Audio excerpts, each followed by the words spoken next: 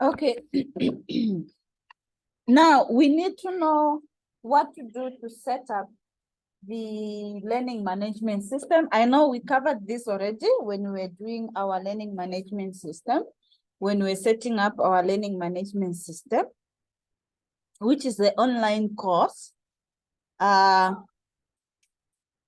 firstly, we need to know what is the LMS. We have been talking about LMS. I know we have discussed what e-learning is when we're introducing the terminology of e-learning. But now, what is the learning management system? What is LMS? Talking of LMS, Michael, can you, now that I remember, Michael developed a very nice e-portfolio. Can you share your link on the LMS? Yes. It's activated. I think I just did a mistake with the year. Yeah, I corrected it. You can just, I know I've marked it already, but you can just also share your e-portfolio. Okay. Now talking of learning management system, the learning management system is a software application or a web-based technology used to plan, implement, and assess a specific learning process. So you use this kind of a software to implement your lessons, to assess your students, okay, to provide materials, to conduct the online course. That is the whole concept of learning management system. Learning management system allow us to deliver the online course. I know you can conduct the online course using the Zoom or using let me just switch so that it will be nicely visible. Using Zoom or using Teams or using Google Meet. That is not the platform that allow us to conduct LMS because some students get confused. Those platforms allow us to have a virtual meeting, to meet virtually live meeting, but they do not allow us to deliver the learning course. For us to deliver the learning course, we need a learning management system that will allow us to provide notes, which are resources, okay? Any kind of notes, whether it's a book or it's a video or it's an audio, whatever it is. And it will also allow us to assess our students. That's why even on the assignment, I said, at least provide two resources and 2 activities. Because resources means you are providing materials for your students, notes, or any other materials they need to use to learn. Activities means you have to assess your students. After giving them materials, after teaching them, you now need to do assessment, okay? Assessment for learning or assessment of learning, whatever ones that you are using. You need to assess the students to see the progress and how they are doing and if they have really learned what you have given them. So that is the learning management system used for. Okay, it is used for learning practices. It is the most common form, consists of 2 elements as a self that performs the base functionality and the user interface that is operated by the instructor, students, and the administrators. Now, how it works is there's a platform for students, okay, to learn, and then there's another side of an instructor, which is an educator, which is a lecturer. Then there is an administrator, like my boss, the dean, who have to go on my e-portfolio to make sure that I'm really teaching my students. So there is that admin part or the administrative part to see, because it's a whole classroom. It's like a school, because you have students, you have a teacher, and then you have a principal who oversees what you're doing. So there is also that platform or that not platform, but that functionality where even the supervisor, the admin, can actually see how you are doing your work. You can be supervised. on the learning management system. Okay, so that, and you can also check the students' progress when they are learning, and to provide feedback to the students. So that is the whole concept of learning management system. And then typically a learning management system provides instructors with a way to create and deliver content, monitor students' participation, and assess students' performance, just like what I have said. Okay, a learning management system may also provide students with the ability to use interactive features such as threads discussions. Like usually I put after every video, I'll put there a discussion so that I will want to know you have watched the video and to provide your overview in the forum. That is now the discussion. And then we have video conference. Video conference is the same as when we use either Zoom, Teams, but on the LMS, remember I said there is also a big blue button on our own learning management system. If you go on the activities, that offers you the video conference functionalities. So you, instead of using Teams or Zoom or Google Meet, you can actually meet your students through big blue button on the LMS itself. So that is what it does. Okay. Now we have types. Please, these are not the only ones, but these are common use learning management systems. We only don't have one, we have a lot. And even for your own classroom, you can decide to choose to use one of them if you would like to try out some. We have the Moodle, is the one that is being used by a lot of companies. They use Moodle. I think most of the schools here in Namibia, I know NAST use Moodle, IUM use Moodle, UNAM use Moodle. This one for nursing is what again? Well, which I use Moodle. I know these four universities. I don't know about others, but I know these four universities. All of them uses Moodle. And then we have a SAP Linton. Now SAP Linton's is another platform. It's another learning management system. And then you have Canvas. I think second to Moodle, Canvas also is being used. I have seen a lot of them use Canvas. And then we have Blackboard. I think Blackboard also, because I don't know where I was and people were talking of I think Blackboard is used mostly for high schools. High schools, I think they use Blackboard. And then we have Google Classroom. Anybody used Google Classroom before? Because it was being used by teachers mostly, especially when COVID came. A lot of people were using Google Classroom. Okay, and then we have MOOC. MOOC now, it's classified as a learning management system, but it's having a lot of platforms that offer online courses. To my understanding, MOOC is not really a learning management system, but it's a platform. It offers a lot of open sources or open learning management systems platforms. Okay, then this one just explain what is Moodle. And then Moodle is a free and open source learning management system written in PHP.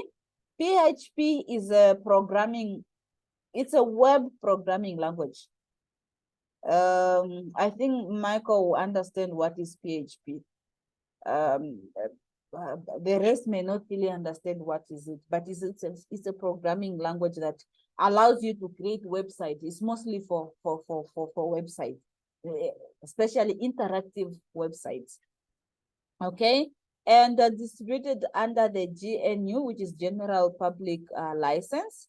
Moodle is used for blended learning because the reason why it's used for blended learning is you can put your materials there and the activities, and you can also meet your students face to face, like what you are doing. Your notes and everything is on the LMS, but we also meet face to face, so you can use it both. Okay, and then for distance education, flip-flop classrooms, and other online learning projects in schools, universities, workplace, and other sectors. So that is Moodle. And then now we have SAP Linton. Now this is also another online platform.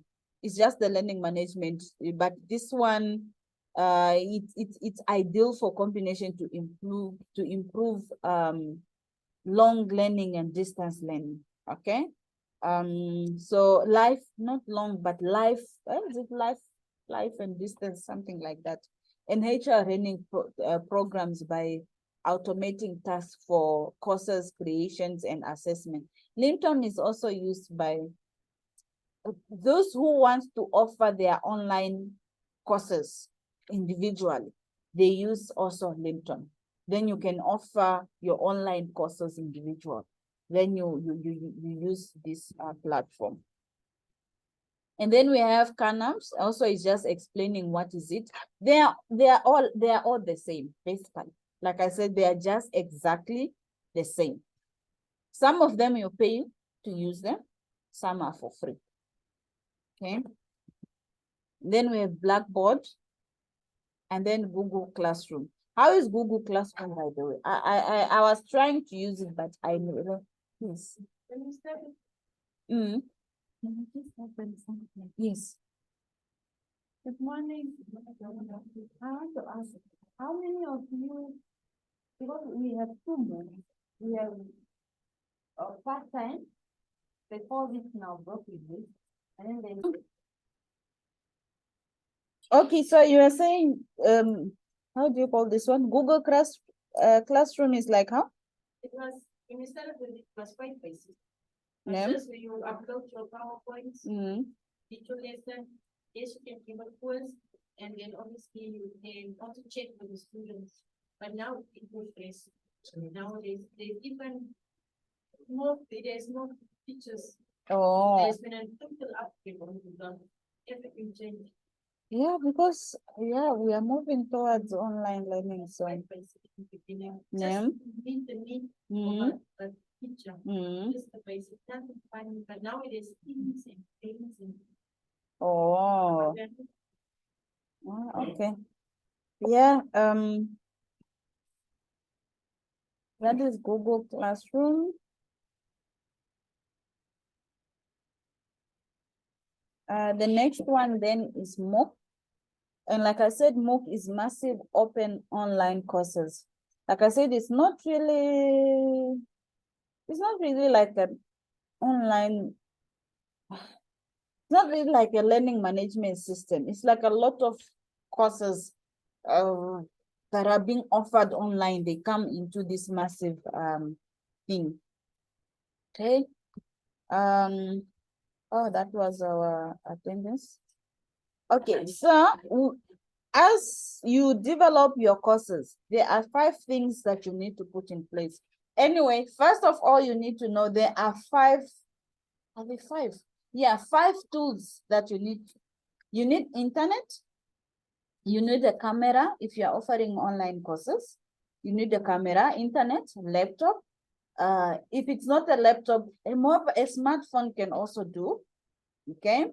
And then now you need the learning management system itself. Okay. And you can also add now the microphone just for voice and maybe the ear sets for you to be able to hear your students. Those are the basic technologies that you need. You might be asked something like that. It's just something that you really, really need to know. And then there are some tips that you need to consider when you're developing your online course. I have seen how some of you have developed your online courses. It's just something that is very long, that is just there. And then the person will just add an activity, and the activity will be a lesson. Okay, so like I said, it needs to be there must be a coordination. If you give students PowerPoints, and then those PowerPoints, perhaps you send a video, then now you can add an activity. Put either a chart, or you put a small quiz, or you can give them an assignment, or just let's have a forum to discuss what you learn from the video. Then the next one you can now give, okay, now this time I'm going to give you also maybe we are going to have a live lesson using Big Blue Button. After the live lesson, give them another quiz. So that's why I'm saying it should be a coordination. It's not just let me just put because I was asked to put. That's why some of you, I really marked you very less because of that coordination. You were just putting things for the sake of putting. Okay? Now there are 5 tips. This is not the only tips, but when I was doing the research, I think these are the very most important tips that we consider when we are what? When you are setting up our online courses. Okay. The first one is to know your audience. If you noticed, most of my activities, they are postponed every day. Because I know my seniors, they will not know where to touch. Like that, our people here, yeah. So he needs time before he can actually set up. So that's why it's very important to know your audience. Okay. So before you begin to design the perfect lesson plan for your audience, you must first understand who are your audience. It's just like how you are teaching your students in your class. Before you teach them completely, the first day, I think you do introduction if you are meeting them for the first time. They introduce themselves, and then you'll be able to pick up who are the shy kids, who are not the shy kids. How is the whole collective classroom is? Are they active or they are not active? Have you noticed that there are some kids, there are some classroom where even if there's a shy person, that classroom is just noisy because of some individuals that just makes the whole classroom to be noisy.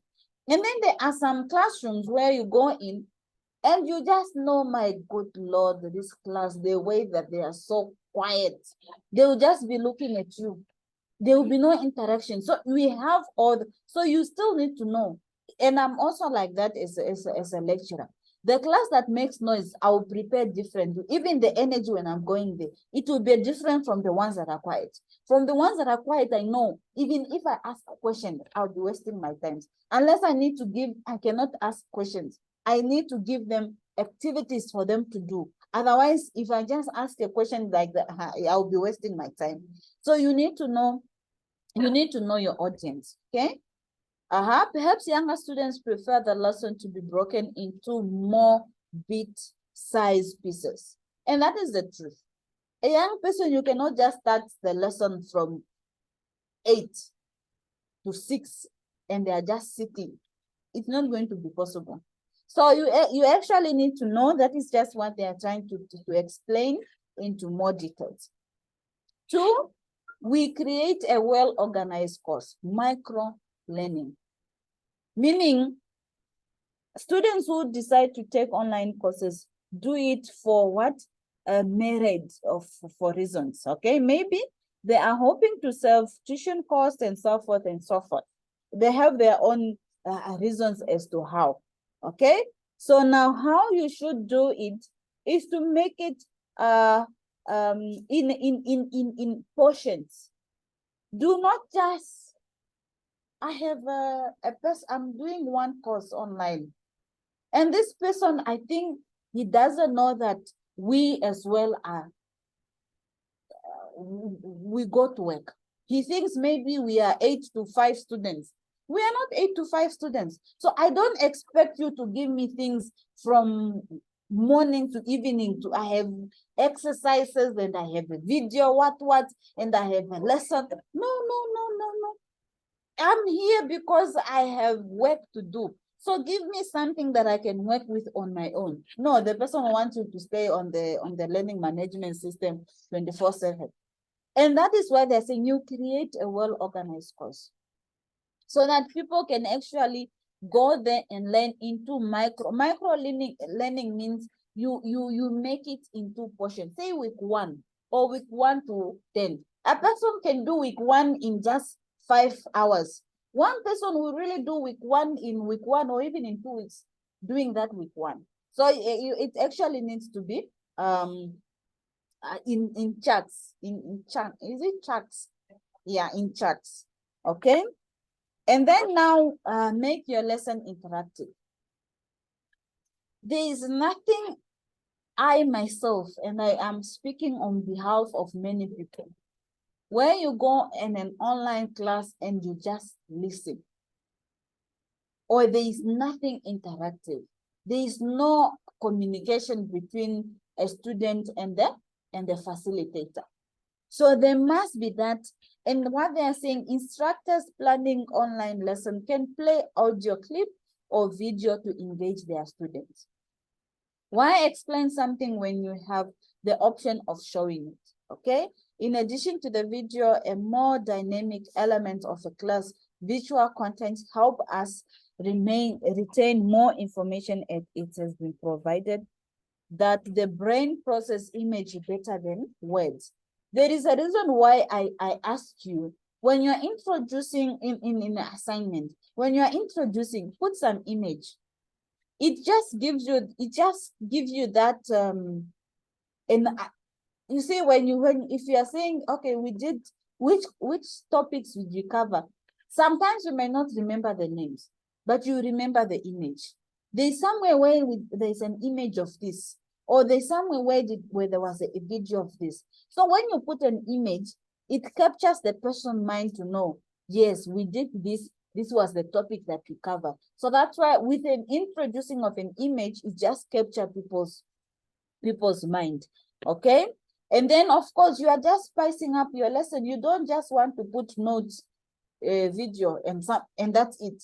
It's just words that you are seeing. You are not seeing any image. You are not seeing a video. And the video, how it's there, is just a link. It's just something that is boring. There are some people that created online courses that are actually Okay. You are all registered on there currently. Okay, so yeah, this is what we are explaining about making the lesson interactive. Okay, so make sure you see, like what they're saying, put some live quiz, put, I don't know, anything real-time interaction is just important so that you don't just have a very boring course there. Okay, another thing that you need actually to do is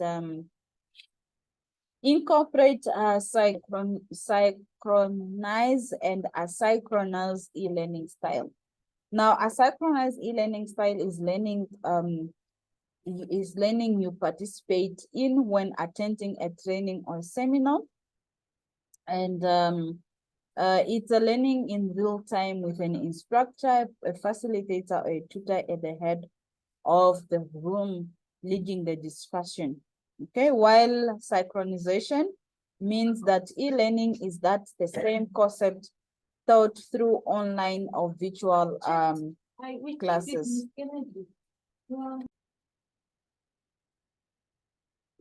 Okay, so as a lecturer, you can always lead the lesson, or you can have it as a way of a seminar, or you can actually change your lessons. Sometimes you can allow students also to be facilitators. Okay, and sometimes you can just be the facilitator yourself. Okay. Another thing that can be done is actually to make the content visible.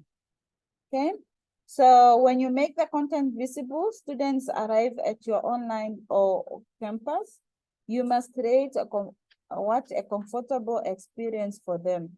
Like I was going through some of your courses.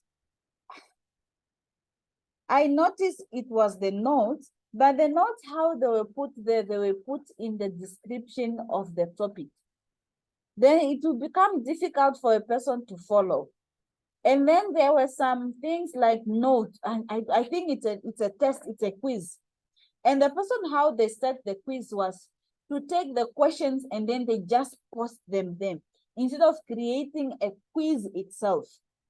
Like how I was showing people here how to create a quiz. So it must be something that is making sense, meaning it should be easier to access any materials.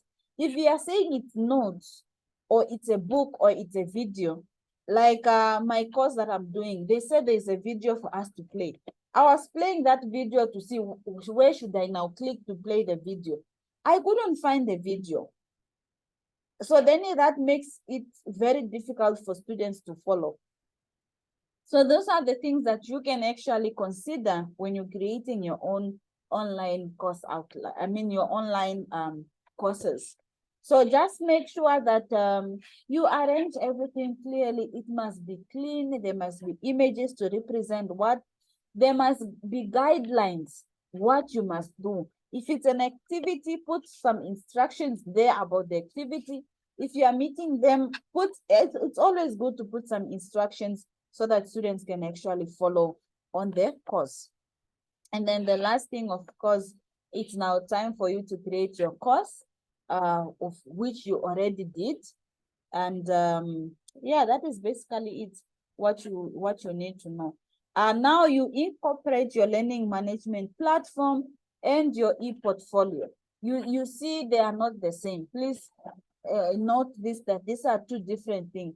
A portfolio is just to market you and your work and some of the projects that you have covered, or some of the projects that you are going to cover. And you can also now assign them to your students to be creating their own portfolios should you give them a work.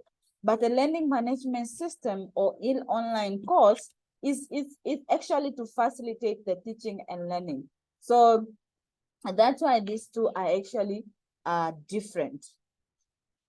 Is there any question so far? So we understand, yes. The examination, what it is, but type of examination will be. Exam, you are going to have, you have been saved. Because we are going to have both theory and practical. Yeah. But because